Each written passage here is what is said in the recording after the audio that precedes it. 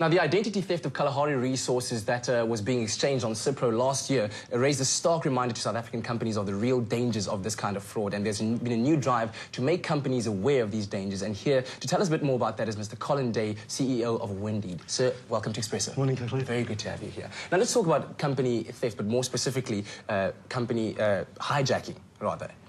What is it exactly? Well, company hijacking is a form of identity theft, and identity theft is something we should all be concerned about in South Africa. In company hijacking, a fraudster sets out to misrepresent himself as an official of your company so that he can mislead possibly your customers, your suppliers, or even government departments such as SARS. What they'd do is they would change the official documentation that resides at Cipro, the Company Intellectual Property Registration Office. They would change that documentation, register new directors, maybe change the company status, and then set out to misrepresent themselves to your customers or to these government departments. Maybe open fake bank accounts and misdirect payments from your customers or from SARS. Wow. So, I mean, that's an obvious financial risk that comes into play there, but are there any other risks that companies face in terms of company theft? Well, if this sort of thing happens, the risks are both financial and reputational. It's not something that a company wants to be exposed to think that their customers have been misled. Their customers expect protection from that sort of thing. So reputational damage is also something that the companies need to be aware of. Yeah. But I mean, the first thing that comes to my mind is that, you know, Cipro is the main kind of department in charge of keeping this very confidential information. So what is being done from that side to safeguard the identities of companies? Well, Cipro have made lots of changes since there's been so much media attention on company hijacking. They've been making changes to their systems and to their processes.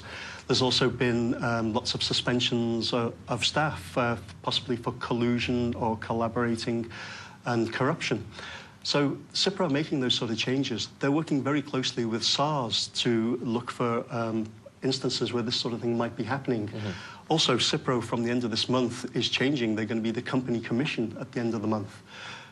But we think, despite the changes that Cipro are making, still these sort of cases are coming to light. We think the best people to monitor whether there is any sort of activity going on the company's profile are the company owners and the company directors themselves. Yeah. They just need an easy way to do it. Is there an easy way to do it? Because I'm thinking, you know, the first thing you should be doing is safeguarding yourself against external factors. So what can be done? A lot of fraud experts, what they're saying is that the best way to protect yourself from company hijacking is to regularly monitor your profile at Cipro to make sure there are no changes that you're unaware of. So that's where a system like ours would come into play.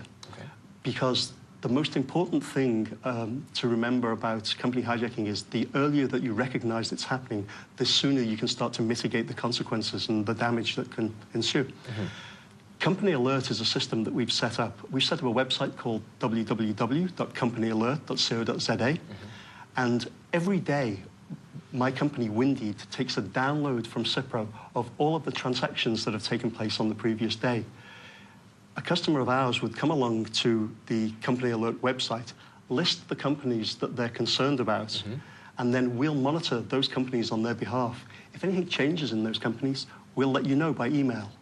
You have to register with Company Alert so that we know who to send the alerts to, but the system's completely free. Oh, wow, that's amazing. Free. Okay, that's quite a big surprise. That's how I kind of got stuck in that one. So how do people actually register? They go into the website and then? If they go to the website, companyalert.co.za, there's a registration form on there. They list the companies they're concerned about, and we take it from there.